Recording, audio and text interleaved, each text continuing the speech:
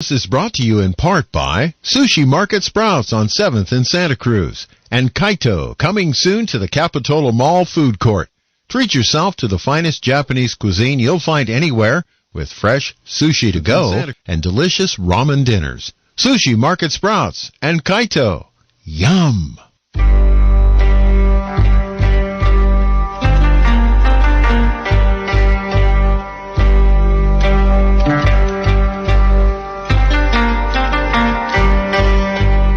Good afternoon.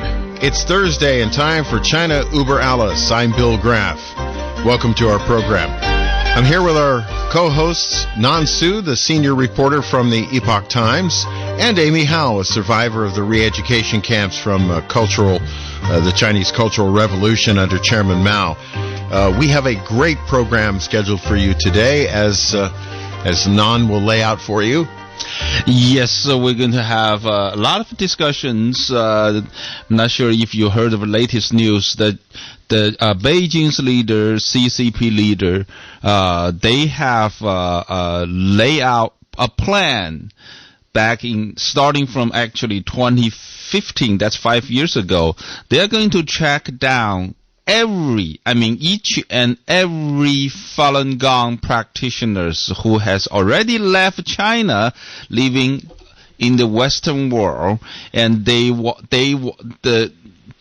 plan was to develop a individual plan for each and every Falun Gong practitioners who has left China, living overseas, and they have the plan to how to approach and trying to convert them or threaten them individually. So that's a plan ever since 2015. So based on that's the very latest report and the latest discovery. So we're going to have a Falun Gong spokesperson with us in the second hour to talk about it. So you can see that a Chinese government or the regime, the CCP, that once they become economically and militarily stronger, they're not changing the way wherever they believe. They're not become more democratic.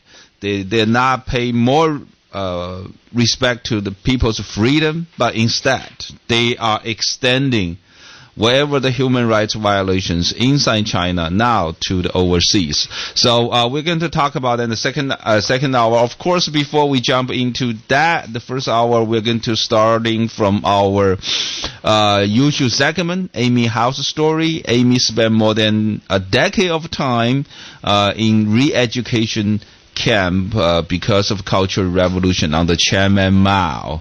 So, Amy, what are you going to bring us today? Yes, I'm gonna tell you the story. It's a true story. My best friend, in spite of a difference of the age, their splendid, loving, and tragic story happened during the Cultural Revolution. But this story started with me. The 1966. When the Cultural Revolution started, is about May and June, and so they closed down the school. They started this, that time the China, they was not like right now have an internet or something, and so it's a big country, but they're all isolated, each province, each city. And so how the Mao started this revolution, so use the red guard, and to do it called the big revolutionary series. That means let those red guard to catch on the trend, to travel around the country, to spread the revolution to different cities, different provinces, especially some isolated places. And so that time, and every youth, actually students, because the schools closed down, so they all able and encouraged to join the Red Guard. But of course, you have to have a good family background. It's from workers, farmers, and soldiers. And also, of course, CCP officials and also liberation armies children. So they are immediately qualified for joining the Red Guard. So rest of the people, and they may have a chance, but the most, if you are class enemies children, you're not qualified. You cannot join the movement. But you're still able to traveling around if you can get on the train. So everybody wanted to get on the train and to do this big revolutionary series, they called the lingo that time, they called that. And youngest, I'm a youngest one because it was a first year of junior high school. And the elementary school kids are not allowed to travel because they're too young, too small. And so we are the youngest, about 13, 14, and up to the oldest high school, so 1966 class. So they were about 5 years older than me, so about 18 or something like that. And so I have two brothers. The older brother, and they're all older than me. The first one, 5 years older than me. He's at 1966 class. And also he was in the Muslim boarding school in Shanghai. Because my father sent him because in the junior high school is kind of naughty. And so the original school near us kicked him out. So my father think that he needed discipline, because a teenager, you always like to rebelling or something like that. So sent him to that boarding school. So he becoming a more decent kid. So he's a big guy. So his friend, they all big guys.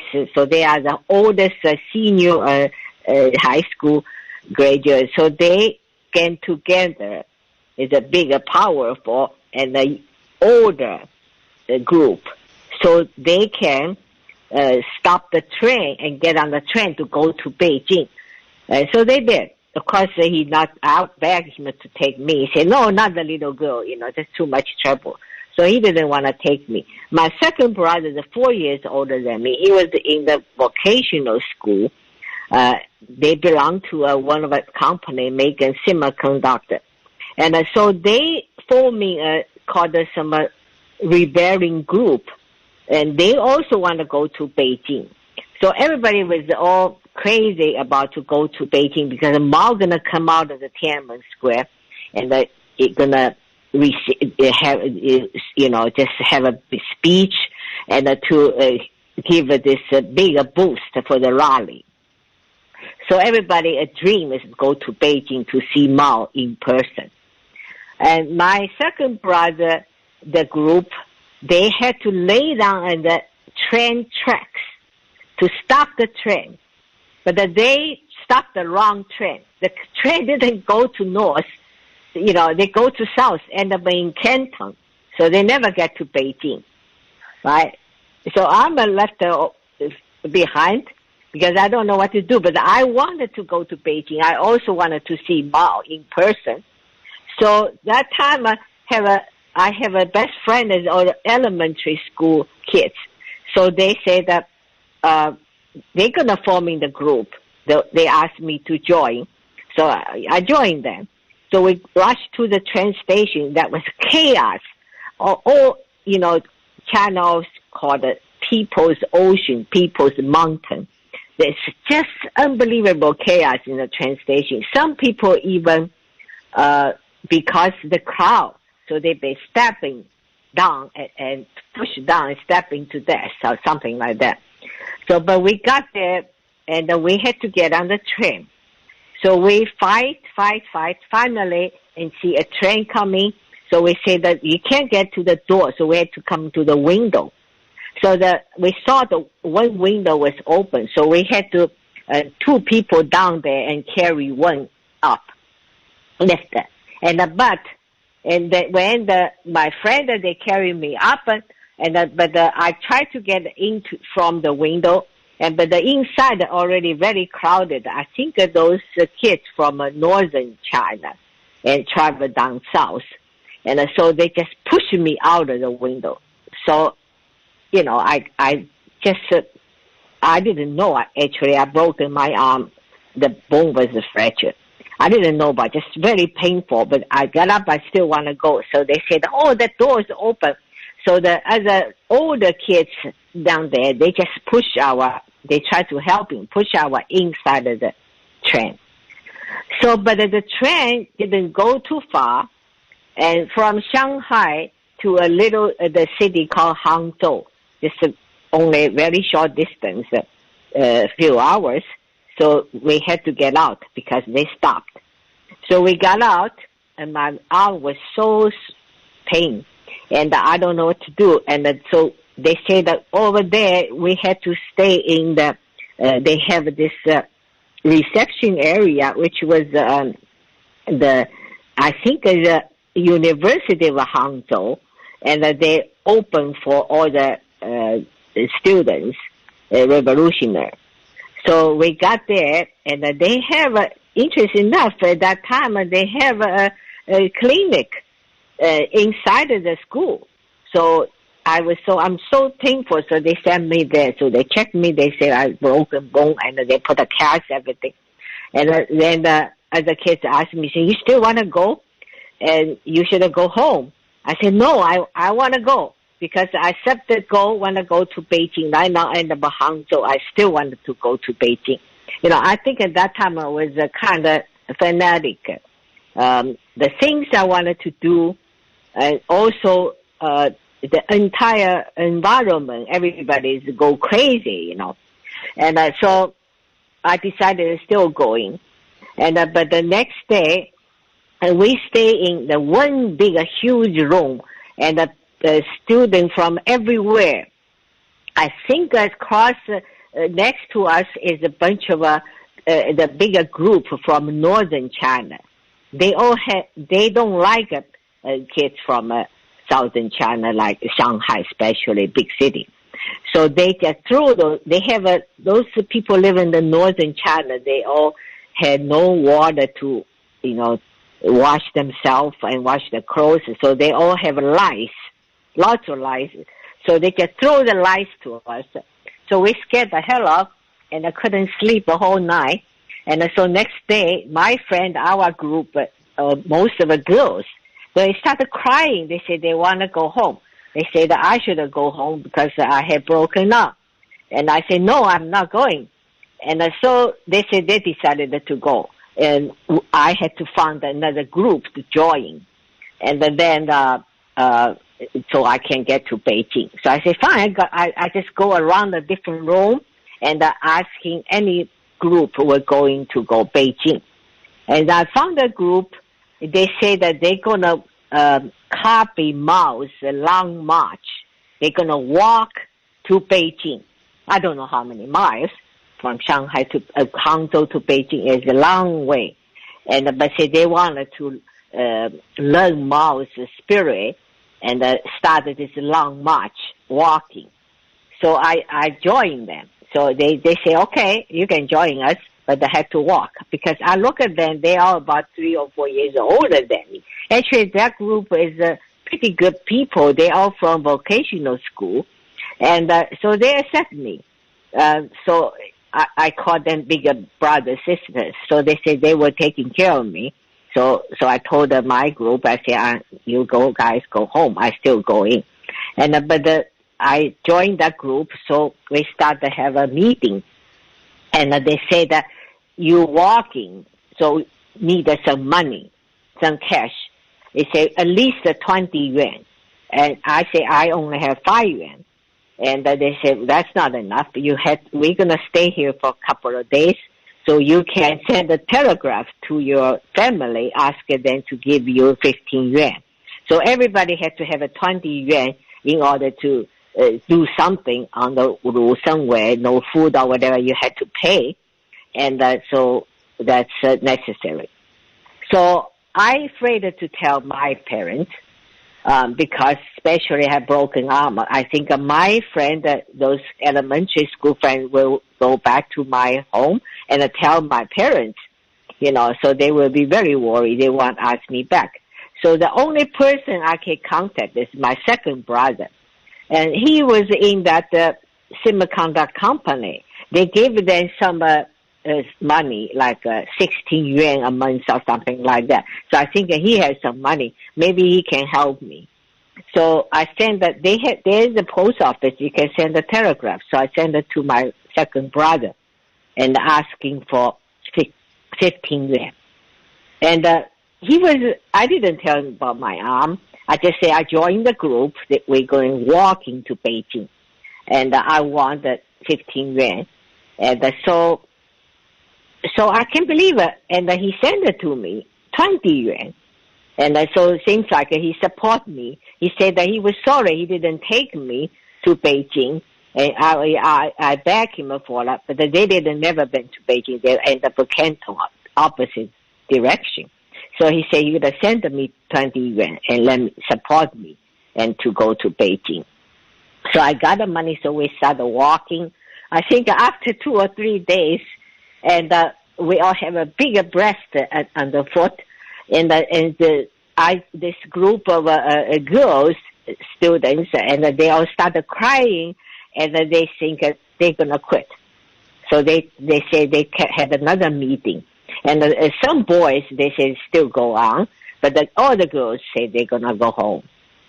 So we end up with another city called Ningbo, and which is south to the Hangzhou. So why they walking in opposite direction? They say that if they go to the Ningbo, the small station, maybe can catch the train into Beijing. But the Ningbo, the small city, they don't have a direct train to Beijing. So that's the end of the story. And so they say that all the girls gonna go home. And so the boys say that, well, fine. They only probably down to 10 boys. They're gonna walk. They think they're able to, and they don't want any girl to join. Too much trouble, they said. So I had to go. So, but those boys very nice. They said that they were helping us to get on the train back to Shanghai. Make sure the train's at Shanghai, so I won't get lost in between. And so they did that. So I went back to Shanghai. So that's my first attempt to the big revolutionary series, and I never get to Beijing. So I had to wait another chance. So I begging my cousin, and they don't want to take me. They are older than me. And then just one day, and then second cousin, and from Beijing, she is about 5 years older than me, and she coming to Shanghai. And then she said that she's going to go back to Beijing. And she stayed in Shanghai for a while. When the time is she going back to Beijing, she can take me. Oh, I was so happy. She said that because she know the group people, they capable to get back to Beijing. So she will join them. So I just joined her. So anyway, and that was December of the 1956. So finally, I followed my second cousin, arrived at Beijing. And that I was talking about, I met a guy, and which was my second cousin's brother's best friend from Yunnan province. That's a lot to do with why I fascinated Yunnan, because we were get together every day in Beijing. I think a total about 51 days. And they are very intellectual people. They, of course, much older than my, the second cousin, the girls, the brother was he's a teacher, high school teacher. He's about 12 years older than me. And his friend, that guy from Yunnan, he's the director of the Yunnan Opera. And so they are the best friends. They're all very intellectual. They can write the poem. And they know all the history of the Beijing and all the Chinese culture. So they taught me a lot. I followed that. Just unbelievable. I learned a lot of things. And also developed the interest for Chinese culture and Chinese history, stuff like that. So started learn how to write the poem. And So after that, 51 days in Beijing, and that director of the Yunnan Opera, and so he go home and he said, little sister, you have to write it to me, so it will become a pen pal. So I will continue the story, what happened afterwards.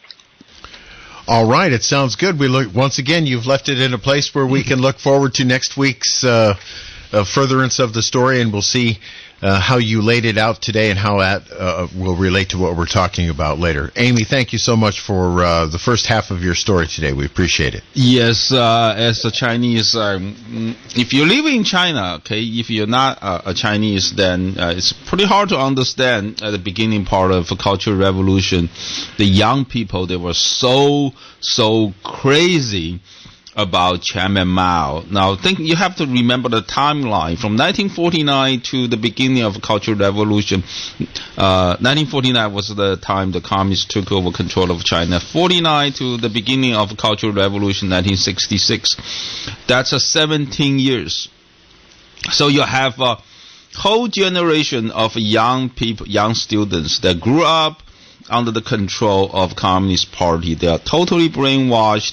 They grew up with a sound they're singing. It's called the Communist Party. It's the only savior of China. And that sounds still, everyone sings it. It's required. You know how to sing it until today.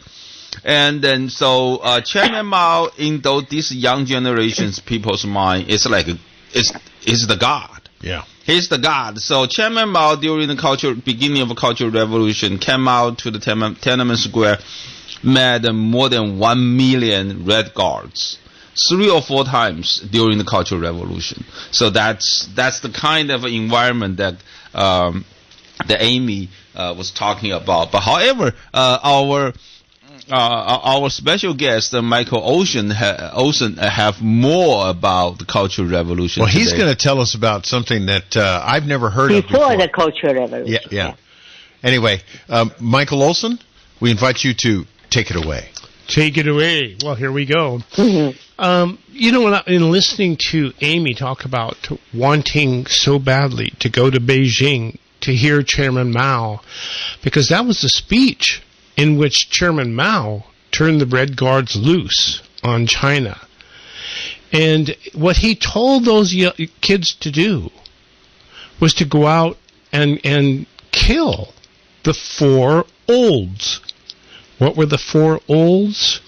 The old ideas, the old customs, the old habits, and the old culture. Chairman Mao turned the youth loose to kill the old, and that's what they did. So it was an incredible time, this period of this 10-year period of the Cultural Revolution. Up to 20 million people were killed during that Cultural Revolution, and some of the bloodiest fighting went on between the factions of different Red Guards, and the Red Guards versus the Red Army. And in thinking about that, this peculiar thought came into my mind about our Amy Howe, that little 16-year-old girl. And perhaps, I know Amy might throw a brick at me, but perhaps the good Lord was watching over her by taking her away and putting her into the safekeeping of a prison re-education camp in a farm far, far away.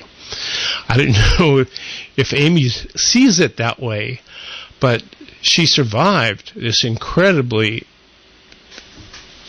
mind-numbing period of time. Yeah, with God's grace. Yeah, Amy God's says grace. Yeah. Yes. So anyway, why do we look back on this period of time? Well, I think we do because Chairman Mao's great hope was to lead China and the rest of the world into a world of total communism. That was Chairman Mao's goal. And Xi Jinping, the current chairman of the Chinese Communist Party, is a great admirer of Chairman Mao. So we look back, wondering what might be happening in the future. And so that's why we check in. Now, I learned Chinese, and I studied Chinese and Chinese literature at the very peak of the Cultural Revolution. Now, not much was known here in the United States about China.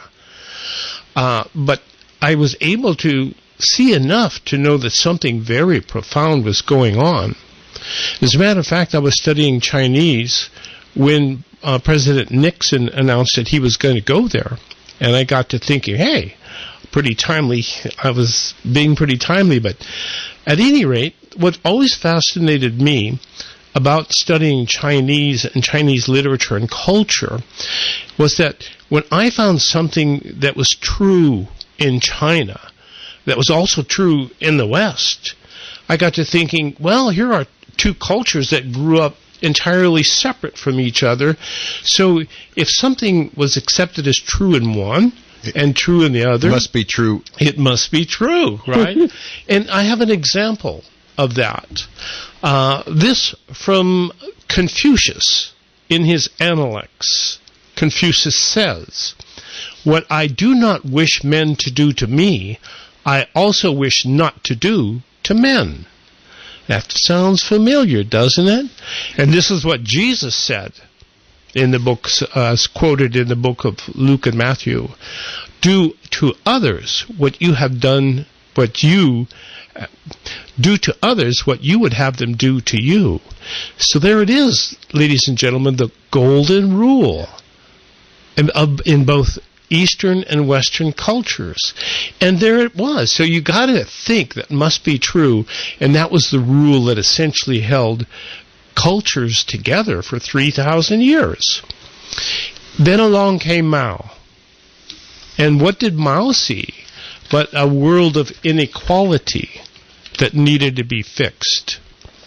And this from Mao's poem Kunlun. I read it briefly last time I was on the show, but I think it's so important to hear it because it is the essence of Chairman Mao. And Kunlun, of course, is a mountain, a big, huge mountain range. To Kunlun now I say, neither all your height nor all your snow is needed. Could I but draw my sword overtopping heaven, I'd cleave you into three. One piece for Europe, one for America, one to keep in the East. Now a world in peace, sharing together the same warmth and cold throughout the globe. So there it is, ladies and gentlemen. Chairman Mao is going to take his sword and cleave all of those Kunluns of the world into pieces so that everybody has the same thing, the same equality. And so how is he going to do that? After all, he's got a 3,000-year tradition to overcome. So he's going to use what his big brothers, the Soviets, taught him to use, which was pogroms. And pogroms in the Soviet Union are simply a way of purging your enemies. In Russian, the pogrom literally means to wreak havoc.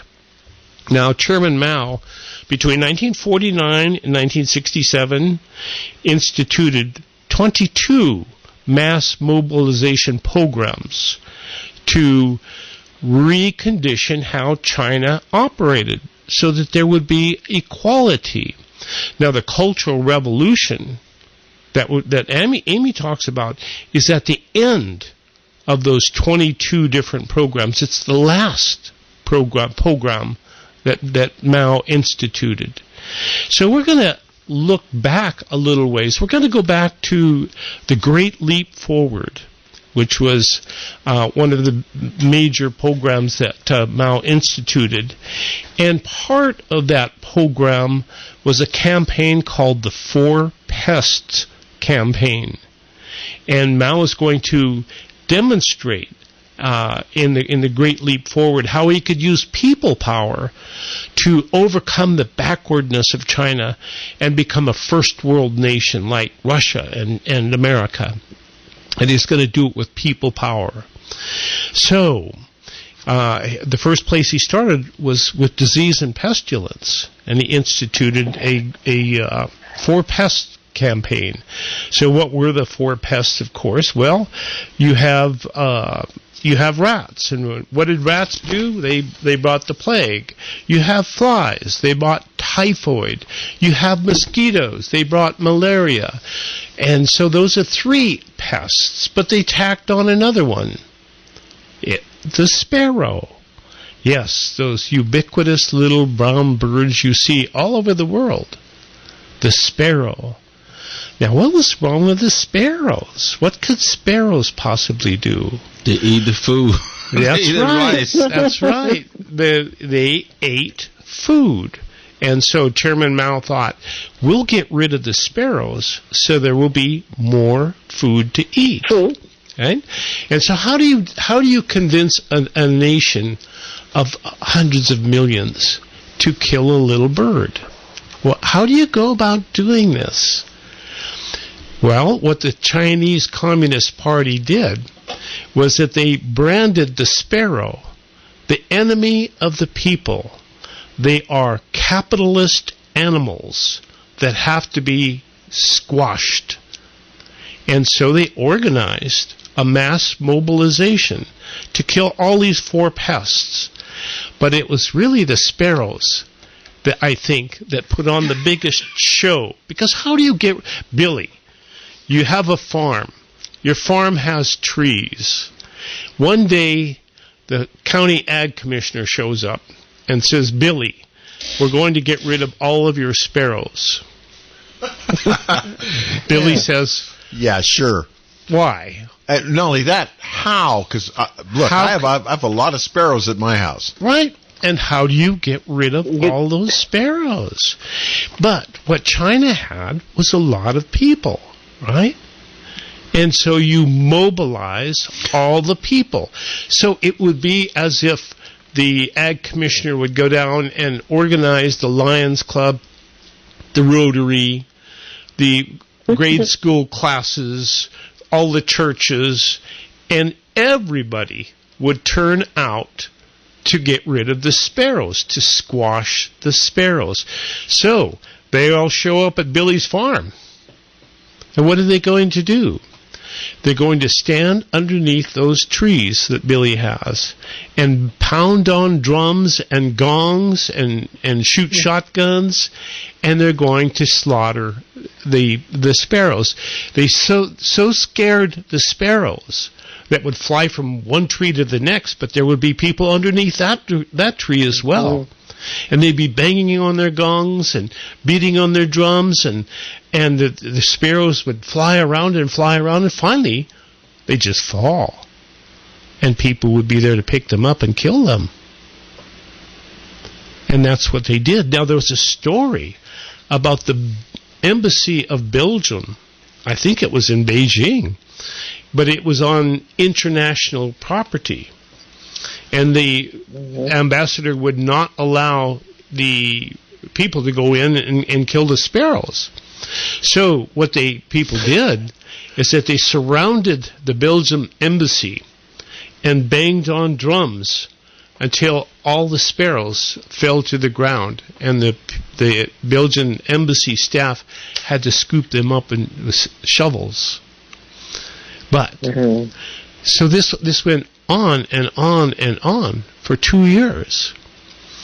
Can I ask a question in the middle of your story here? Yeah. Did anybody know anything about the food chain and ecology and what the sparrows did for other stuff? Well, that's a very interesting question, right? Did anybody ask questions? Now, what would happen if you were to ask questions? None? Well, if you ask questions, you are challenging Mao. So you end up in jail. You'll probably die before you are even sent to the jail, before even you reach jail. Because the people are so crazy. Think about it. In this young generation's mind, Mao is God. So you're... Okay, you answered my question, but... So that's what's it. You are challenging so the ultimate authority, and So you probably beaten to death before even you're even sent to jail. So yeah, I guess I should have known that, having heard several of Amy's stories already. I kind of get the picture. Well, yes, and let's let's ask Amy. Amy, you actually experienced this. Yes, I personally experienced. I remember I was 5-6 years old, still young. So that Sunday morning, everybody, we live in the apartment building. We had a rooftop, so everybody had to go to rooftop. Except the little kids like me. So I get up, but all gone. My parents, my brothers, everybody go to the roof just like that to scare the sparrow. So I think I tried to make a bed. The reason I remember very clearly, so I put the pillow on the toaster.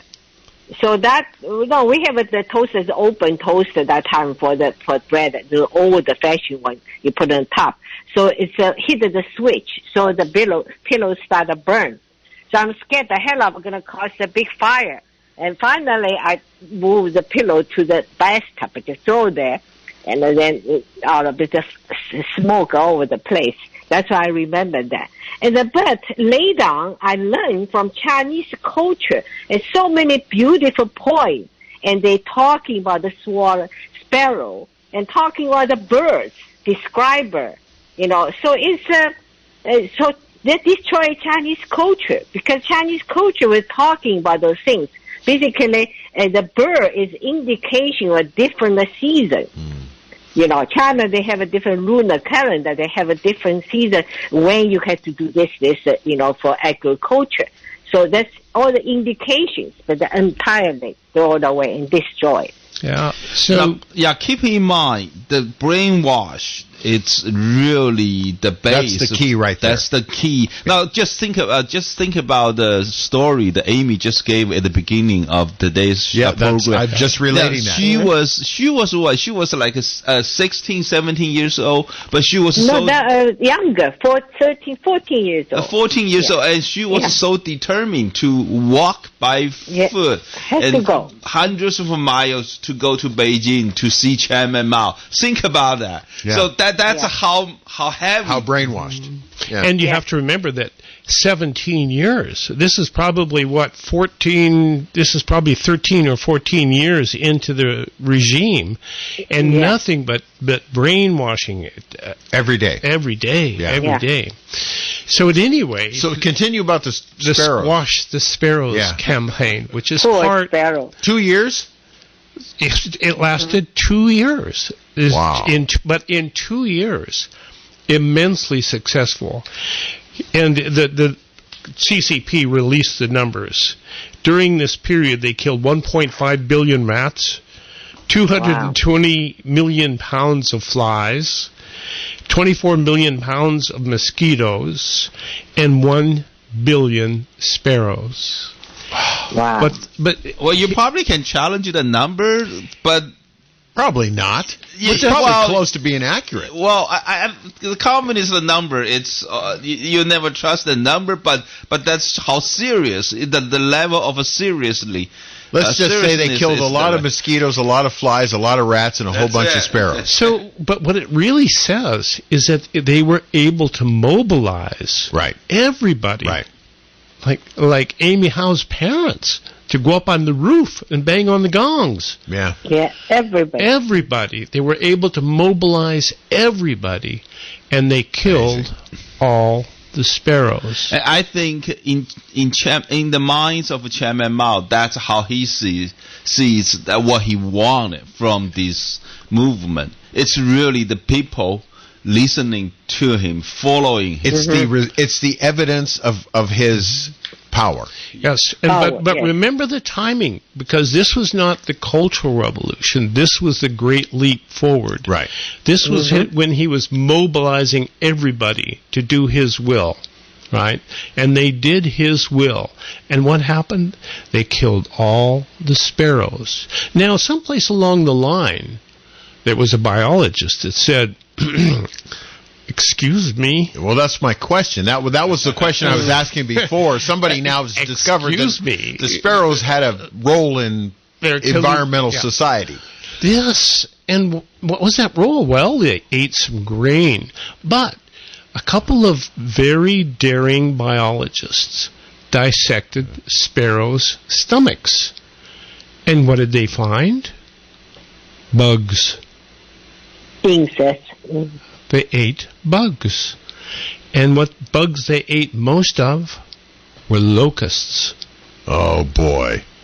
And what happened? Yeah, now there's a locust problem. So somehow the word got through to Mao. Somebody, can you imagine going up to Mao and pulling on his shoulder? Only once. Excuse me, Chairman. Only one time. Shoot the messenger. Excuse me, but I think we're making a mistake here. But at any rate, so what did Mao do? He removed the sparrow from the list. But it was okay because they were all gone. They killed them all. Yeah. There were no sparrows left in China. They killed them all. And so they replaced the sparrows with bed bugs, which is a good thing to get rid of. You know, rats and mosquitoes, bed bugs, and flies. Yeah, fine for that. But the sparrow was gone. And what happened? The locusts came. Yeah. And the locusts came and it swarmed China. Famine, right? Thereby exacerbating a famine that had already started. And it became known as the Great Chinese Famine. And it was, according to most historians, the single most devastating man-made disaster in the history of the human race. Up to 50 million people starved to death. Now, can I ask a harsh and unbelievable question? Yeah. Did Chairman Mao plan that so he wouldn't have to feed so many people? Well, that's a very interesting question.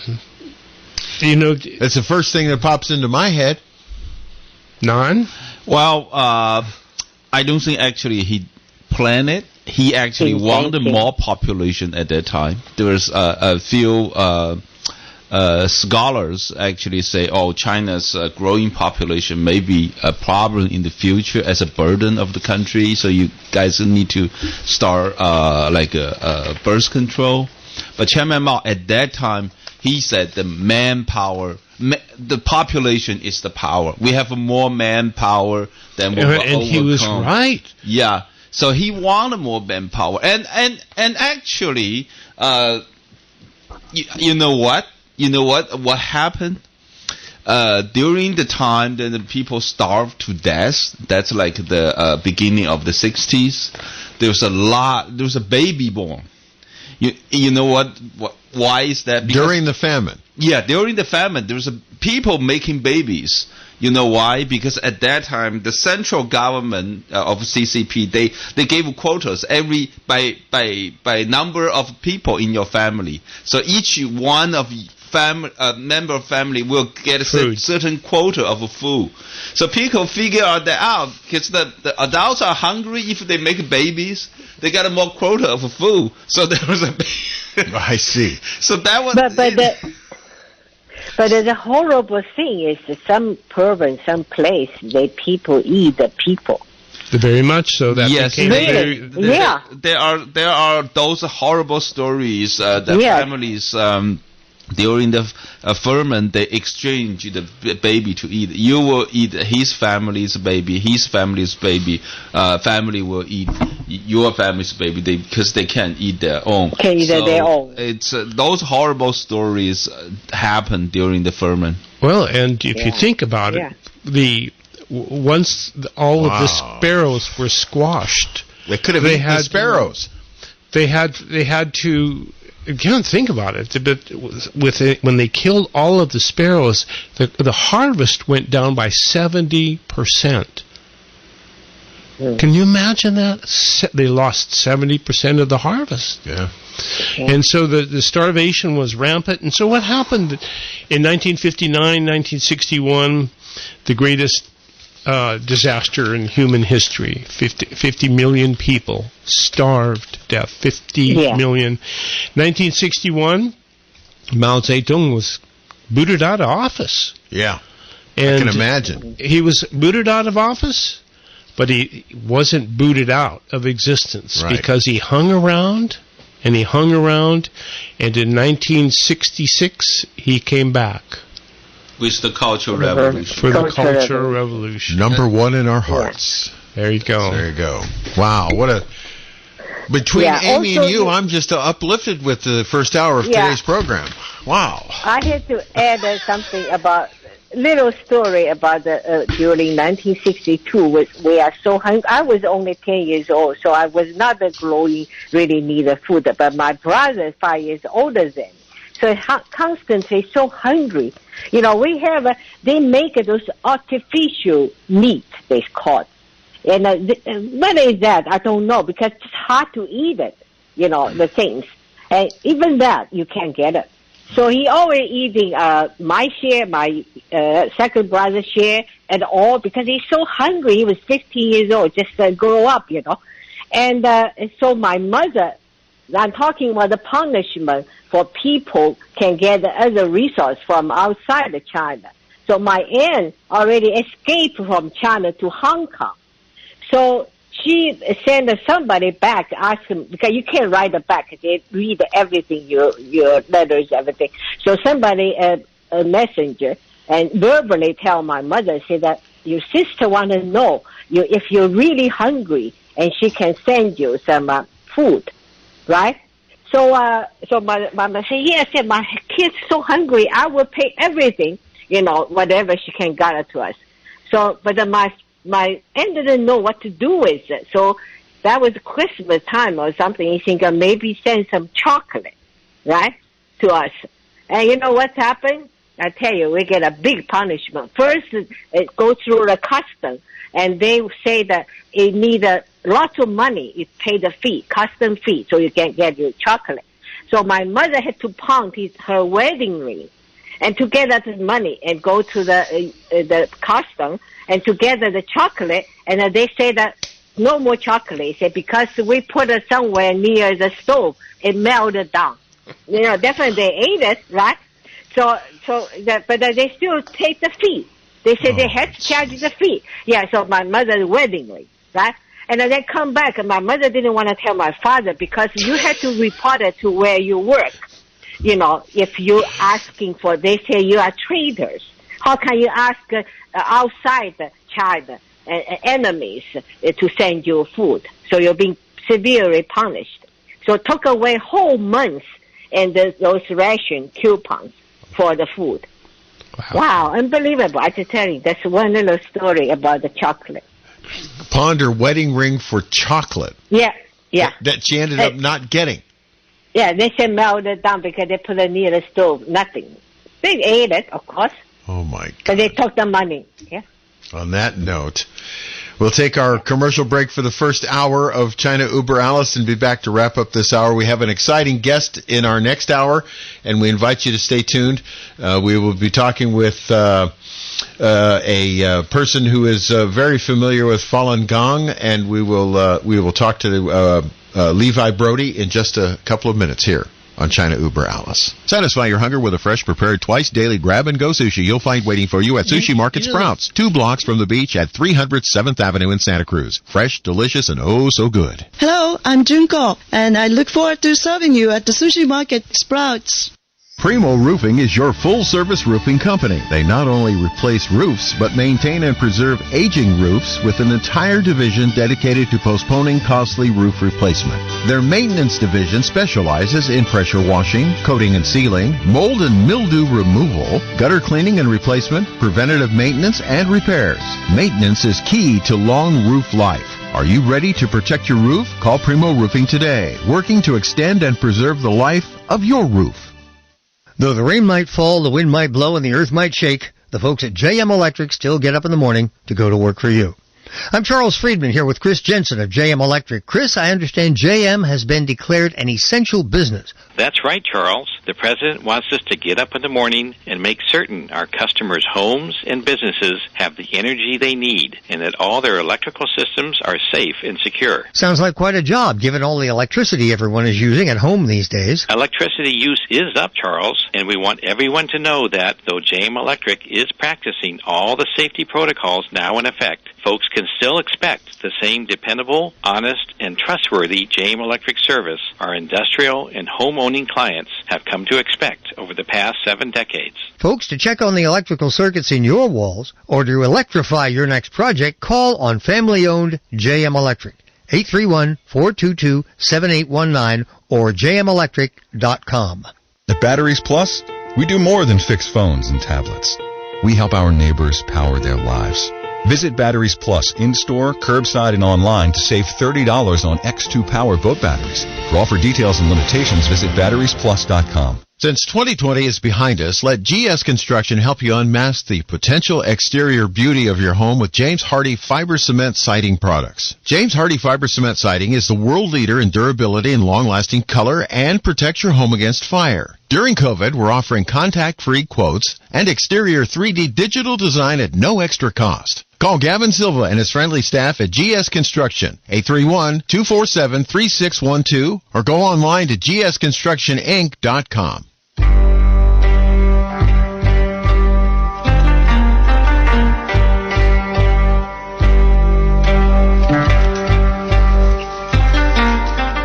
Well, that just about brings our first hour of China Uber Alice to a close here. In our second hour, we'll be talking with the executive director of the New York-based Falun Dafa Information Center.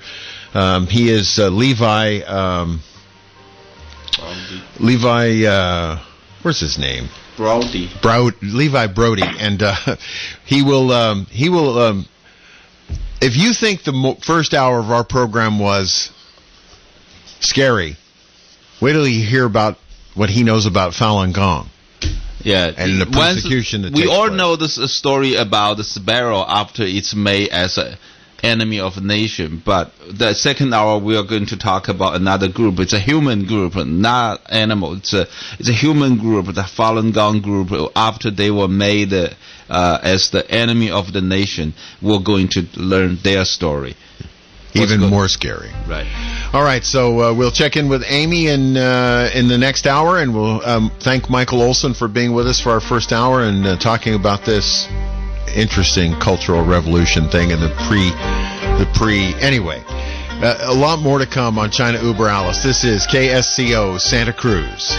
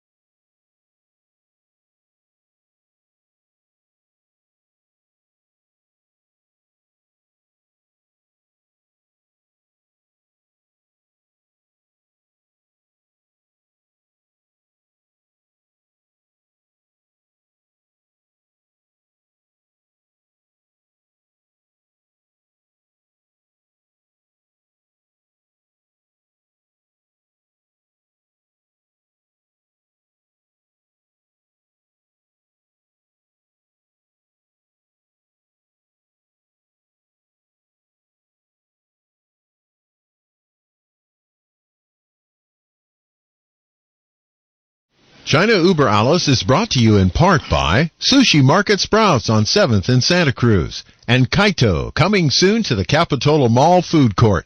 Treat yourself to the finest Japanese cuisine you'll find anywhere with fresh sushi to go and delicious ramen dinners. Sushi Market Sprouts and Kaito. Yum!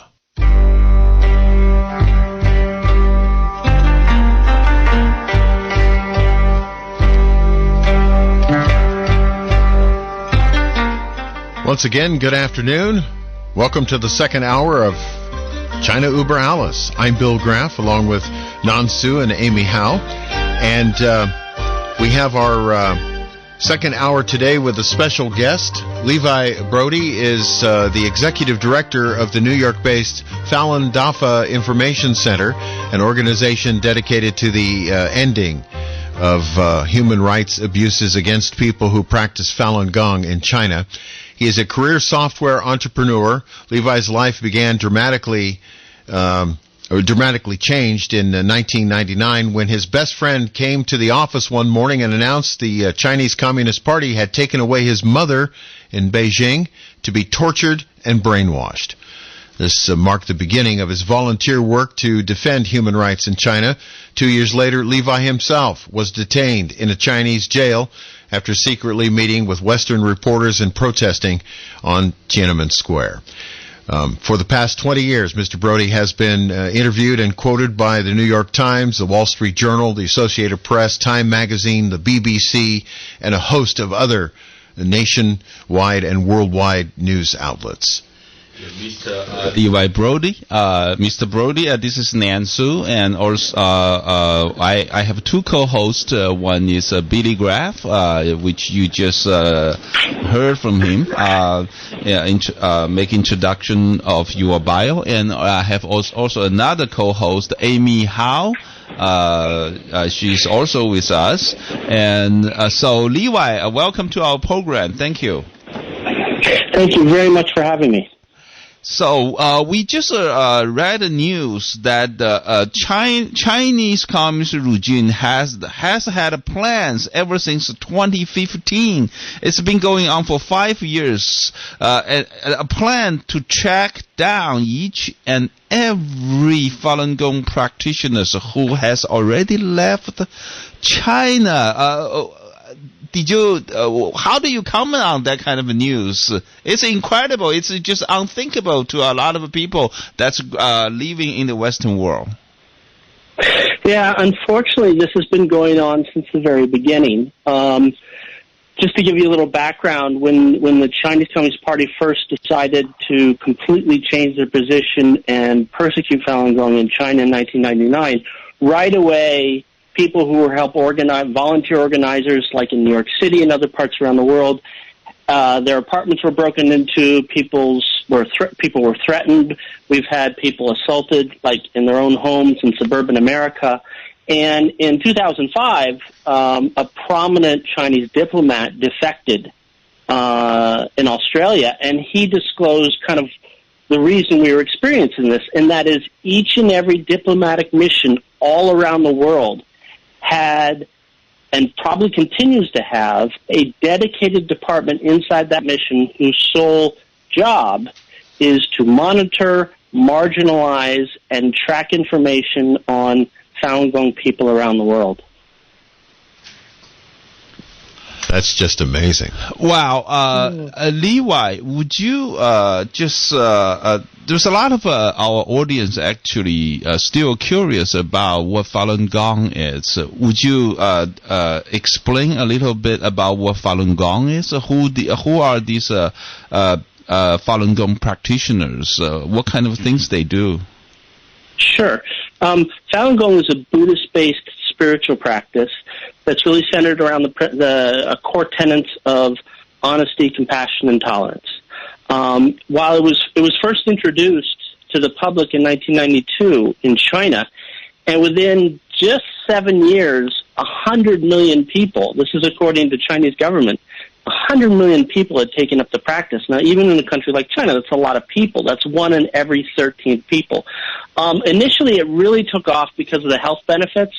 People were finding that the chronic ailments, even very serious ailments, were being healed and harmonized through practicing Falun Gong. But as it spread more and more, I think what the Chinese people discovered is there was another layer to Falun Gong, and that is it really was a renaissance of traditional Chinese culture. I mean, for decades, the Communist Party, had come in and conducted horrific and brutal campaign after campaign to try and destroy Chinese culture, take it away from Chinese people so that they would be obedient communist sort of citizens. And so Falun Gong was very refreshing from that sense because it was heartland China. It was the very essence of traditional Chinese culture, and so it really, really took off. People were practicing it all walks of life, all around the country. Military leaders, housewives, college professors, farmers. I mean, it was everywhere. However, in 1999, three things happened. One, the Chinese government took a survey and found out there are 100 million people. That's more than the numbers of the Communist Party. So that's one thing that made a couple of the leaders nervous. Two, a couple of these CCP leaders took notice of the ideology. That is, again, it's traditional Chinese culture, the very thing that they had been trying to eradicate from the hearts and minds of Chinese people, and that raised a little bit of an alarm, again, with a couple of Chinese leaders. Sadly and tragically, the third and most dominant reason this happened is that the Chinese Communist Party leader at that time, Jiang Zemin, was the first Communist Party leader that really didn't participate in the revolution, the so-called revolution, and essentially lacked street cred. And he was desperate to build up a legacy. He had no sort of respect among some of the top leadership, so he's really desperate to build a name for himself, really a cult of personality for himself. Right as he's trying to do this, along comes Falun Gong and just sweeps the country. Everybody's talking about it. Everybody's saying this is great. This is the good old things of China have come back. This is wonderful, and steals his thunder. And essentially in the summer of 1999, he alone orders that Falun Gong be completely eliminated. There was a power struggle, from what we understand, in the top leadership for a few months, but ultimately he prevailed. And what was unleashed on the Chinese public for the last 21 years is a horrific campaign of wrongful imprisonment, torture, brainwashing throughout the country, all in an effort to either convert people to give up their belief in Falun Gong or they die in the process. And that's sort of that's really what Falun Gong is and what's happening in China in the last 20 years. So, Amy, do you have a question? Yeah. Yes. Hi, Levi. This is Amy. And first of all, it's honored to have you in our program today.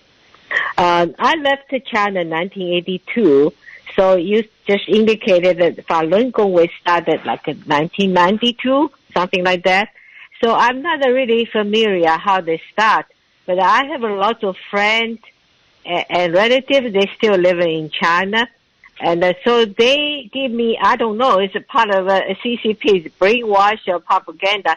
So they give me some kind of background of the Falun Gong. I don't know if it's true or not. First of all, they say that that was part of Jiang Zemin's power struggle because he got a lot of, he wanted to military power. And so he get rid of those old military CCP people and forced that to retire. And also some politicians, they was old, and so he want to get rid of them. And so lots of people retired forcibly. Of course, they have kind of good offers for them to retire. But because of that, so they started this Falun Gong. So to show their power, they still have a power. They can call million people just like that to the square to practice, to show the power to Jiang Zemin. So Jiang Zemin is kind of scared, and he think and he didn't want to end up like a Deng Xiaoping and to do things, to crack down in the Tiananmen Square, to do the things openly. So that will make a Western world get angry. So that time they would try to get to into WHO and all kind of WTO, all kind of things. So where the people to invest in China. So where they show the stability of the China. And so that's why he just made those people secretly disappeared. And then use the neighborhood. That time they don't have the camera to censor people. They use the neighborhood, those committees, and to look at is anybody potentially will join the Falun Gong, the movement, everything else, so they will disappear. So scare them. And some people they took there, and so that's come out as some organ harvesting later. So is that true? This version of the story? Hey, Levi, I think what Amy asked is the April 25th incident when a lot of Falun Gong practitioners went to Tiananmen Square. Mm-hmm. Yeah, exactly. So for all the listeners, I mean, on April 25th, 1999, a couple days before then, a few Falun Gong practitioners had been wrongfully arrested in the nearby city Tianjin. And when people said, "Hey, why were you doing this? This is illegal. This is unfair," they were told by government leaders, "Oh, you know what? You can't talk to us. You have to go to Beijing, go to Zhongnanhai, which is the main government compound, and take your appeal there." So the government leaders told Falun Gong to actually do that. And so the word got out. And again, there's 100 million people practicing. So very quickly, there were as many as 10,000 people that went to Beijing just to very quietly and peacefully appeal. So that's the incident we're talking about here.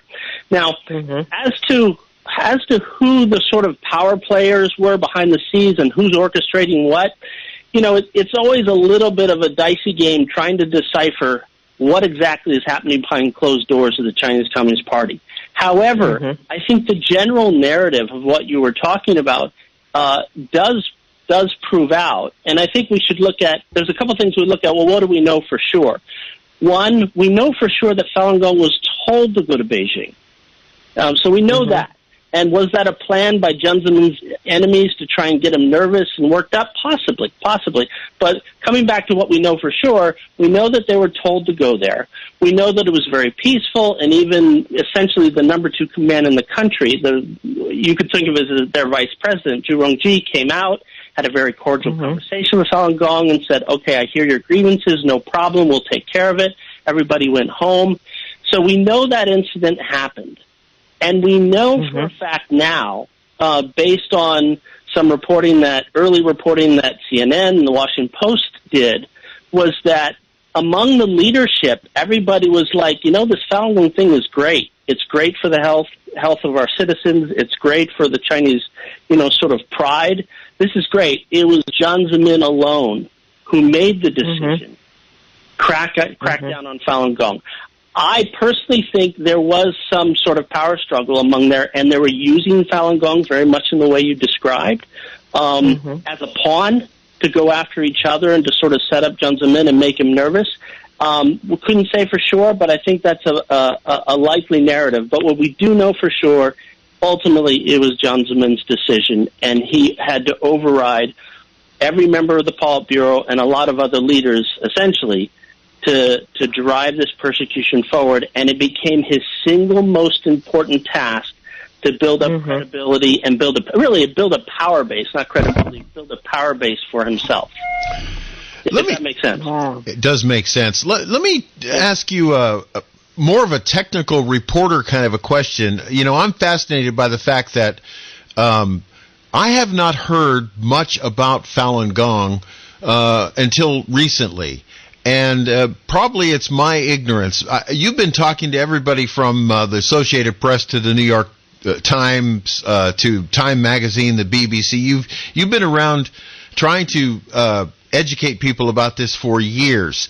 Has the word gotten out, or has the Chinese government been successful in trying to suppress news about the Falun Gong? How are you doing information-wise? I'm asking as a reporter. Yeah, excellent question. Unfortunately, it's a pretty sad answer. It really is divided up into 2 phases. When the persecution first started in 1999, and for the next year or 2, there was some very good reporting that was done. Specifically, I'll give you 2 examples. Ian Johnson with the Wall Street Journal actually won the Pulitzer Prize in 2001 for a series of articles he did in the year 2000, in which he was the first one that sort of disclosed there are Chinese government edicts going out that are causing Chinese officials and police to torture to death Falun Gong practitioners in prisons around the country. He was the first one to kind of discover that. The Washington Post, around the same time, did a couple of articles that were very, very good, and they were the first ones to disclose that actually sort of the specific kind of torture element and brainwashing element, this wasn't just the creativity of local police officials. This was part of the nationwide mandate on how to, quote-unquote, deal with Falun Gong. So this first year or two, you had some really hard-hitting reporting that was really good. Then the CCP, from what we can tell, drew a line in the sand, and very, very few media decided to cross it afterwards. An example of that, the publisher of the New York Times flew to Beijing, I believe in 2001 or 2002, and met with Jiang Zemin, and magically, a day or two later, suddenly the NewYorkTimes.com was no longer blocked in China. Shortly thereafter, a couple of the New York Times people teamed up with some other folks to develop a Chinese language newspaper. From that time frame on, the New York Times has been in particular silent on the Falun Gong issue. And in fact, one of their journalists who several years ago had some very credible and good information on the crime of organ harvesting, which is to take prisoners of conscience and to kill them and extract their organs and use them in an organ transplant, very profitable business in China. She had actionable, a lot of evidence on this, and she wanted to do a story. And according to her testimony that she gave in a tribunal in London 2 years ago, she was told by the higher-ups in the New York Times to kill the story. So this is the reality of, I wish it was, you had mentioned, is it your ignorance or whatever? I wish it was your ignorance. Unfortunately, it's not. I think there's been a near blackout on coverage on Falun Gong because of the immense pressure that the CCP has exerted over our media companies, and we have to acknowledge. I mean, I can't point to individual business deals and say for sure that that's happening, but we have to acknowledge a vast majority of our media companies, including the dominant owners of the New York Times, the Washington Post, all these folks, including the television companies, have enormous business deals in China, and in some cases, the Chinese market accounts for a majority of their wealth. That has to be playing a part, one would have to assume. So it's been a near blackout on Falun Gong over the last 15 years, unfortunately. Levi, about the latest story that the Chinese Communist regime had a plan to track down each and every Falun Gong practitioner who have left China. In your opinion, why the communist regime are so afraid of Falun Gong? It's just a group practicing meditation and believe the good tenets of truth, compassion, and tolerance. Okay, that's actually a very interesting question. I think it comes down to this. When the persecution first started, there were sort of three phases to the persecution from the CCP's perspective. When they first started this, when Jiang Zemin first started this, it was a political move. He wanted to create an enemy that he could rally the whole country around and build himself up as a power base. So that's how it started. Then, very quickly, the heinousness of the crimes, the type of torture, the organ harvesting was so awful, it then became a cover-up operation. They were desperate. They were sort of backed into a corner because now they've officially made this terrible campaign against Falun Gong, and now they've committed all these crimes, and now they had to keep the lid on it because if this ever really got out to the international community, hard evidence, they'd be in a lot of trouble. And so the second phase was sort of this cover-up type thing.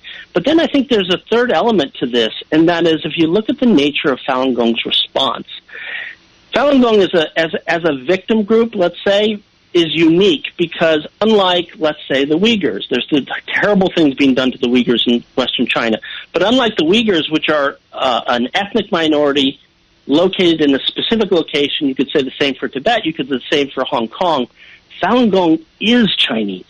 it's everywhere. It's the military leaders. It's the professors. It was people throughout the whole country. And because it was sort of persecuting the heartland of the citizenry itself, that citizenry, the Falun Gong community, really came to understand what the CCP is doing, its history, all the crimes that it committed in the past, and how that had culminated in what they were doing to the community itself. And they became, in many ways, the single biggest whistleblower of what the CCP is really about, what its goals are really for, and the danger it might pose to the rest of the world.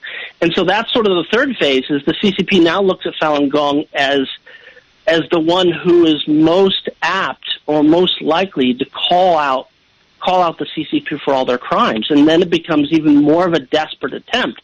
And so, what you're citing, this recent report about how they're gathering detailed information about all Falun Gong people that live all around the world, that's an extension of their desperate attempt to silence the Falun Gong community, because from their perspective, that's the biggest risk, that all their crimes are going to come out into the open.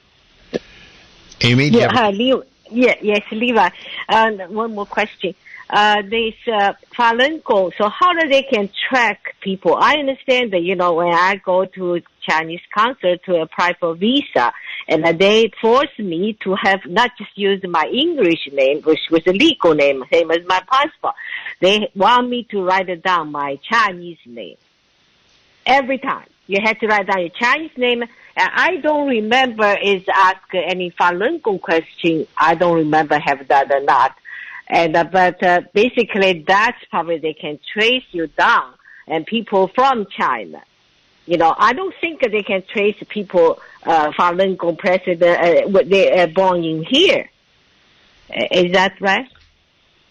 Well, I mean, they have successfully done that quite a bit, and there was another defector who worked for the 610 office, which is sort of the Chinese Gestapo for eliminating Falun Gong. They call it the 610 office. So there was a person who worked in that office in China, and he defected, and I think he's in Canada now. And one thing he disclosed is that they have an enormous database, not just of Falun Gong practitioners inside China, but outside China. So they're able to do it. I think the question is how. And I think and I could just tell you what we've observed, or what has come forth in testimony. Like one of the things, the Chen Yonglin, the defector who was in Australia, one of the things he disclosed is, again, every consulate or diplomatic mission around the world has a group that's dedicated to information gathering and suppressing Falun Gong overseas. So in that case, you have a group that's gathering this info.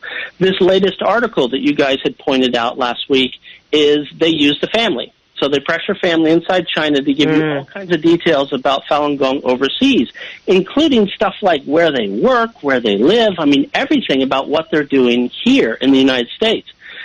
There's also technical ways to do it.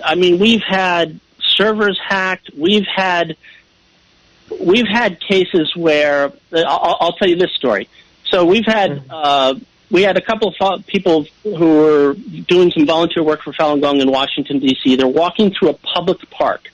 They're far away from any buildings. They're just having a private conversation, strolling through the park. Later that night, their conversation was left as a recording on both of their answering machines.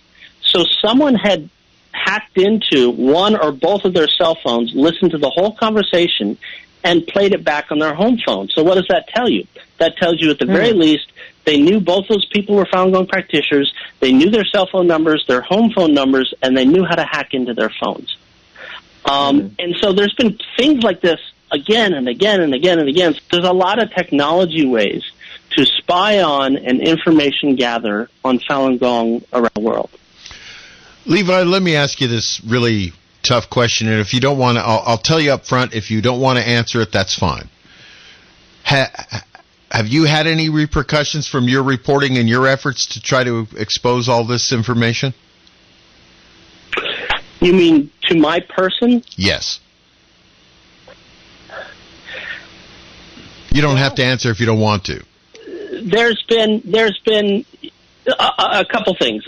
There's certainly been sort of, I wouldn't call them altercations, but very tense situations. I'll give you an example. I was, many years ago, I had a T-shirt. I was just at an event for Falun Gong. I had a T-shirt that had Falun Gong written on it, and I was walking down the street in a part of Chinatown in Manhattan, New York.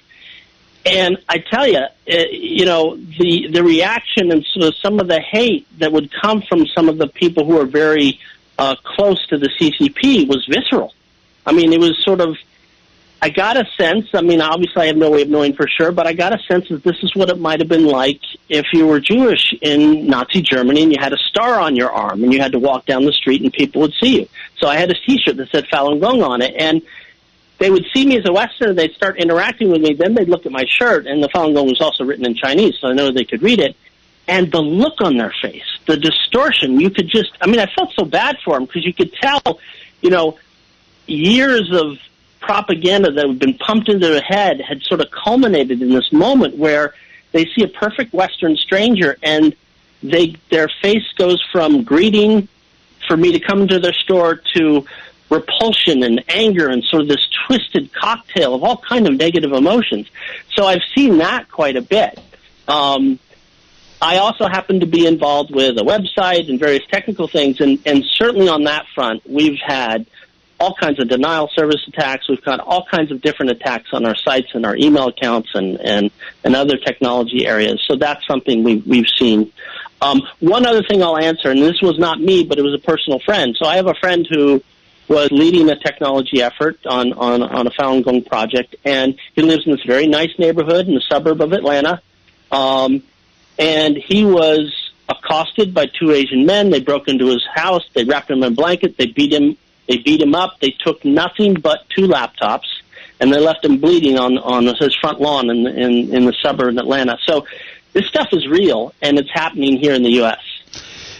Levi, have all these things been reported to, say, our besides local police authorities? Have all these things been reported to the State Department and our Congress? Did they take any action at all? I could tell you a little bit about that. Basically, yes, and I think basically it's very hard because the CCP, when they do physical actions here, like assault and things like that, they tend to use thugs. I mean, I don't know how else to put it. So you're not going to necessarily have the consul general coming out to do this stuff. You more have sort of these gangs of Chinese that will actually do this stuff, and how to trace those back to the consulate is sometimes very difficult. But yes, authorities are aware of it, and they're doing what they can. Amy? So are they treated as in U.S., so, I mean, as a hate crime or like a religious persecution? Well, that's clearly what it is. I mean, honestly, I think a lot of the times our officials are at a loss of what they're looking at, because they'll see one Chinese group yelling at another Chinese group, and they're going, no, what's going on here? But that is essentially what this is. I mean, if you really think that what's happening, you have agents of a foreign communist power here on U.S. soil targeting people for their religious faith. That's, in a nutshell, that's what's going on. And, we had many years ago in New York City, got really bad over a couple of days. The consulate was sort of stirring up a bunch of CCP groups to physically assault us. And one of the ladies that was assaulted is a recent, she lives in Chinatown, but her 2 sons are American citizens that are off fighting in Iraq, and they're soldiers. And I tell you, that was one of the most tense press conferences I've ever seen, because they came back from fighting overseas, and they held a press conference and said, what is going on here? I'm putting my life on the line for the freedom of this country, and here my own mother is being beaten up on the streets of New York because of her religious faith. I mean, he was furious. And I understand why, because that's exactly what's going on. This is such a wide-ranging story now. Let me ask you, as an expert, somebody who's been following in this sense, your friend's mother was beaten up and taken into custody and whatnot, and you started following this according to your bio. Let me ask you this. What do you think, as a person who's really been following this for years now, what do you think is the best way to try to stop the CCP from continuing this behavior? Well, a couple things I'll answer with that. One thing is to note what's happening inside China, and I would call it sort of really a miraculous grassroots movement. For 15 years or so, people, a lot, like millions of people inside China, you know what they do? They will take various flyers, little videos, CDs, and stuff like this. There's all these materials that actually explain to the Chinese people what their government is really doing, what's happening inside the labor camps, why they're targeting Falun Gong, going through all the lies that they've crafted about Falun Gong to sort of make the citizenry hate it. They take all this stuff, they print out little flyers and newsletters and things like that, and under the cover of night, they go out to every single town and village all across the country, and they leave this on these doorsteps. And they are battling the biggest state-run media apparatus in the world with this kind of grassroots sort of activity. And, it's working. Things are still really bad in China, but there are all kinds of little stories and pockets and villages where the police chief or the Communist Party head of the local village is just like, you know what, I'm not doing this anymore. This is absolutely crazy, because the Falun Gong community and people who support them have just been again and again and again disclosing what's really going on and telling them what the real nature of Falun Gong is, and sort of to see all through the propaganda. So that stuff works. Now, if you go to the international community, I would posit that stuff works internationally too. We have, whole teams of volunteers that call into labor camps and other places in China, and they say, hey, we know you're holding this person, we know you tortured her, and sort of exposing or sort of shaming the police locally.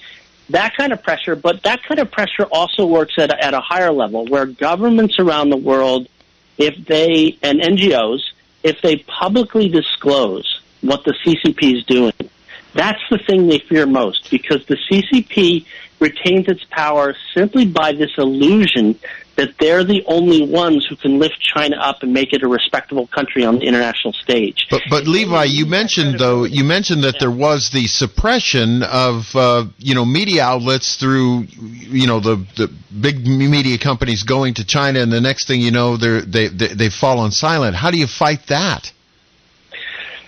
That's a tough question. What I was sort of getting to, and I'm sorry, it was not well formulated answer, is that find other ways. If the media, because of business interests or whatever, is going to stay silent, find other ways to disclose this on the international stage. That's what the CCP fears most. So if we can do that, if our government leaders can just publish this information, if the NGOs could be a little bit more bold, if we can find other ways to do essentially what the media should be doing, the CCP is going to fear that the most. And I think that's going to have the biggest change in terms of them backing off on persecuting Falun Gong. I could be wrong, but that's my take on it. Yeah. Thank you so much, Levi, for coming to our program today. It's very informative. We learn a lot about this persecution against the Falun Gong by communist regime in China. We'll invite you back to provide us more updates about the persecution of Falun Gong. But however, thank you for coming to the program today. Thank you so much. Okay, thank you so much. Thank you, Levi. Take care. Wow, that is an unbelievable. He is very knowledgeable, to say the very least. Oh, yeah. And, some of the things he's talked about. Also very courageous. Yes, I was just about to say that. Some of the things he's endured, he obviously did not want to get into it too far when I asked him that question, which is why I gave him the out if he didn't want to answer it. But it's obvious that these people are playing hardball. And when I say that, that's an understatement. Yeah, well, but, keep in mind, in China, it's not only the Falun Gong group, but pretty much all the faith groups, like underground Christian church, or Tibetans group and Uyghurs group, kind of like also like a faith group too. It's not just a race, but it's also of Muslim group in China. But see, pretty much all the faith group are under suppression. Ever since the beginning, 1949, the communists took over control of China. Correct me if I'm wrong, Amy. Yeah. I think part of their big fear about Falun Gong is not even the religion of part of it. I think they're afraid Falun Gong practitioners will teach people about traditional Chinese culture. That's absolutely correct. Right, That's Amy? right, Are yeah. you right? Yeah. So, but interesting enough, I guess some very controversial thing from my friend. They from China visiting. They always are asking about the Falun Gong. I think face in face, they don't feel dangerous. Talk about the truth, right? But they all think, I don't know, because the brainwash or propaganda or what, they think a lot of people, and they abandon the family and to practice Falun Gong. So it's, China, the family value is number one. Well, doesn't matter changing a lot. It's no different, Amy. It's no different during the Cultural Revolution when when you were forced to denounce your parents. Denounce your parents. That's the same story. When the family members that they are also being threatened. Like if you have one family member practicing Falun Gong, that everyone else is afraid. It's afraid. Oh yeah. Their company will talk to them. Right. Their employers, if it's a government or maybe the private business, their owners will talk to them. Say, hey, you better tell your where so and so in your family he's practicing Falun Gong. You better stay away with him or tell him to stop or whatever. So everyone around you will be afraid. Yeah. Yeah, some even American people, they tell me, they say that, this Falun Gong is like a people's temple. They think it's a religious core. So it's just don't get involved. This is not good. Yeah, there was a lot of at the beginning, because the negative propaganda from the Chinese Communist regime, there was a lot of really the bad story. Faked and manufactured story about Falun Gong was all over the world, and but however, after almost more than 20 years of persecution, and people know who Falun Gongs are, so they have not like the way the propaganda say, like what you just mentioned, like People's Temple. That's what they say in the beginning. Right? But, people now they know Falun Gong, it's a peaceful group. They just, But I think, look, this is not unprecedented in worldwide history. For instance, when Hitler came to power in Germany, Nazi Germany, and started persecuting Jewish people, even Germans who weren't Jewish sometimes didn't speak up because they were afraid if they defended the Jews, they would end up being, it's the same story. Fear. It's they will manufacture all these bad stories when they persecute this faith group. For example, I have a lot of friends who are Christians in China. So when all these priests, there's a family church priest, they are when the communist regime arresting them, they'll never say, they are arresting these people because of what they believe. They will say, he is sexually abused his own church's member, or he will say he will take the money from his follower, or it's all about, to fake the story to start a persecution. But what they really afraid, it's not it's not those things. It's what you believe. Because you're deviate from what the communist regime wants you to believe. So once again, Amy. Now, do you have any idea? I just, because Levi, we had maybe get him back again. I forgot to ask him. So what is the update? I'm talking about people the Falun Gong president here, are they safe? No. They have any kind of protection from our government? From our government. Of course. Our here, all around the world, in the Western world, I mean, they're just normal U.S. citizens or residents here. They're legally protected. Although some of them, in the past, being attacked by the gangsters that hired by the communist regime. Yeah. As Levi mentioned, the reporter in Atlanta who ended up, rolled in a carpet and beat up. Because I remember, I don't know, Billy, man, you remember the movie Killing Field? I do. That doctor was portrayed the reporter in the movie. He's just an actor, right? Yeah. And they murdered him. Yep. Those Cameroonian people, they just go in his house in Los Angeles and killed him. In the United States. Yeah. So, no, that's absolutely a true story. Yeah.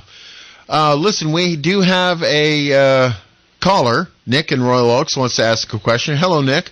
Hi, thank you. I learned about Falun Gong about the turn of the century when a group came walking from Los Angeles to San Francisco, and they stopped at the Watsonville police station, and then there they showed me the process and gave me a book, and it was very nice. So what I think I see in this is when somebody just shows up into a crowd and does it, the ones of observant become kind of guilty and kind of spottified. And that can be a practice. You see, I surf a lot and go to the Manresa Beach, and the lifeguards were pretty irritated on something, and they always point the direction at something. It's like me. Well, you go down there and do yoga, and you get the same thing. They'll come right down onto you. It's an observance also. That the topic comes up a lot. Yeah, that does make sense. Thanks for the call, Nick. We appreciate it. He's illustrating a point that if you're doing something that someone doesn't understand, or they think that you're doing some religious practice in the wrong place, then you end up, of course, being the scene of, it becomes a problem. Yeah, well, I'm worried about Falun Gong practitioners worldwide, because in the United States, we'll follow up. There are some places in the world where they don't have that kind of police or military protection. Yeah, that's a big question. People ask after seeing this news, the latest news, that actually the communist regime had a plan to track down each and every one of them after they left China. Scary. Mike in where's Mike calling from? Mike's in Santa Cruz. Mike, you're on China Über Alice. Thanks for taking my call show today. Excellent show. Please announce Levi's website so we can go visit it. And also, if you would, comment on how our government could possibly allow this ongoing crackdown on these people who are such a force for good. And we've executed foreign leaders of states, nation states who, for human rights violations, or leveled huge economic sanctions, but we're letting this go. So I'd like to hear your answer if you guys are willing to talk about that. And again, thank you very much. Great show. Thank you for the call. I am fairly certain that our government is not allowing any persecutions. I think when a gang, a group of thugs show up at a house at the behest of a foreign government, our government is not sanctioning that at all. I'm fairly certain of that. But then again, we have a big country. There are people who certainly can get away with terrorism wherever they are. We have stories of shootings and things locally. I don't think the Falun Gong are being persecuted in our country at the sanction of the United States government. I don't think that's happening at all. I do think it's very hard to police an entire country over foreign influenced thugs. Well, the Chinese government, first of all, answer your question, Michael. If you want to know more information about Falun Gong, you're going to Falun, that's Falun, info, like info, faluninfo.net. Again, that's FALUN. info, faluninfo.net. So that one pretty much have all the information that you're looking for. Now, in the past, if you read the report, I think Falun Gong is one of the things that really a lot of elected officials here in the United States as well as in the Western world that they will shut up. They don't want to talk about, because usually what happens is what they have found in the past is in the negotiation or the discussion or wherever the kind of a meeting scenario is, if you start talking about Falun Gong, you will find, your Chinese counterpart, they will stand up, they will just turn around, walk away.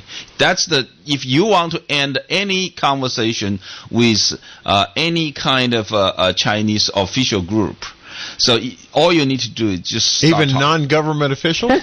Well, of course, non-government things gets a little better, right? If it's a private business group. Right. So, but usually, even the private business group, they don't want to talk about it. They don't want to talk about it. Anything if it's related to Chinese government. If you want to just end the discussion. See, I know what you're saying is correct when Amy chuckles. When Amy, because Amy knows you're right. So now you have any idea? The Falun Gong about introduce Falun Gong, anything, those kind of movement in the University of California system? Well, give a speech. Well, they are. Well, there are students in University of California who practice Falun Gong. Mm-hmm. They can practice. Well, that doesn't surprise me. Yeah, they are Americans, right? So if they're American citizens, all the residents here, they practice Falun Gong openly. That's kind of protected, right? So it's your right here to choose wherever you believe and you practice. So not a part of a cancel culture. They think that you can do that? Well... I'm talking about the liberal environment. So Well, see, I think in California, in the campus of university, you can do that. You can. Nobody will actually come. Say bad things about you. Yeah. No, they're not. So here is in the United States, keep it in mind. So things in China is totally different. If you are in China, if you are students in any universities, if you come out to practice Falun Gong openly, you'll be sent to jail. Or bad things will happen to you. Right. Listen, we have to end our conversation here because, believe it or not, you've been hearing Kay Swirling's various commentaries throughout our broadcast day today, because today is the 100th anniversary. Kay would have been 100 years old today had she lived. Wow. And so we're celebrating her life by playing some of her commentaries. We'll have one of those at the end of our commercial break today. So I'm going to take the commercial break a little early, and we'll be back to wrap up China Uber Alice in just a moment. Satisfy your hunger with a fresh, prepared, twice-daily grab-and-go sushi you'll find waiting for you at Sushi Market Sprouts, 2 blocks from the beach at 300 7th Avenue in Santa Cruz. Fresh, delicious, and oh so good. Hello, I'm Junko, and I look forward to serving you at the Sushi Market Sprouts.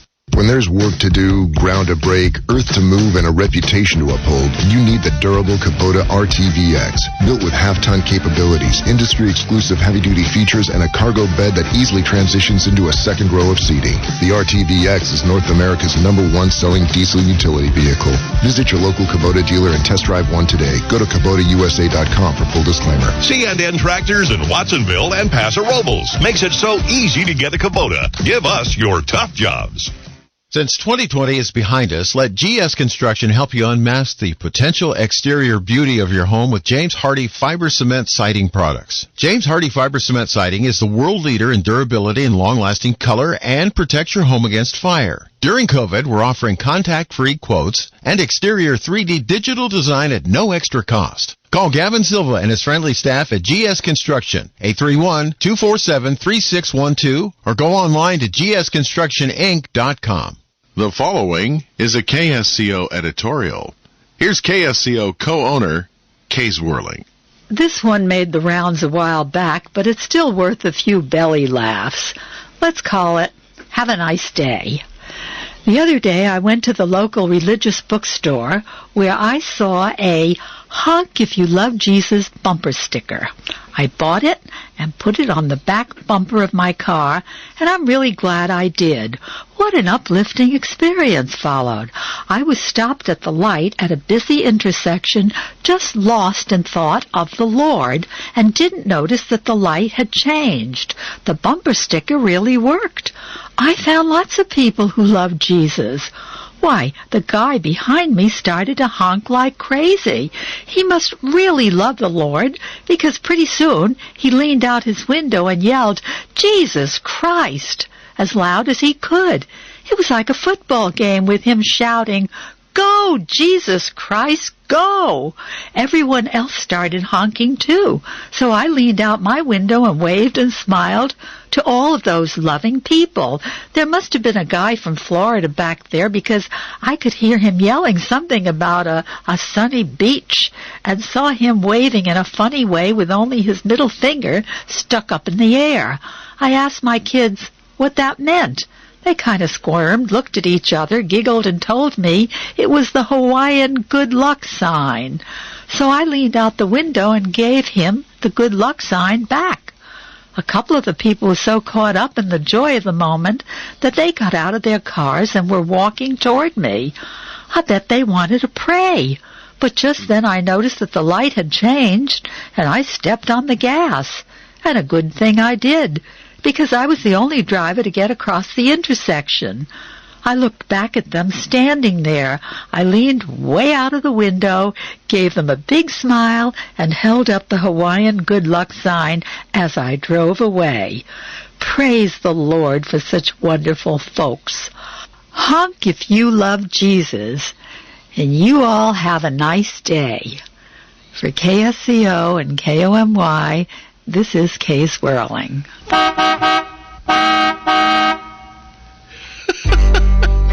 It was one of my favorite Kay commentaries of all time. She was a delight. I recorded every one of her commentaries while she was here. It was fun to listen to. Sometimes I disagreed with her. In fact, a lot. But it was fun to record them. This has been our edition of China Uber Alice for today. Amy, thank you so much for your story. It tied in beautifully with what we talked about today. All right, let's bring you up to speed. Flight 1080 is on the way today. Thank you for being with us, Don. We appreciate it. And we'll have another edition of our program next week. This is KSCO, Santa Cruz, Salinas.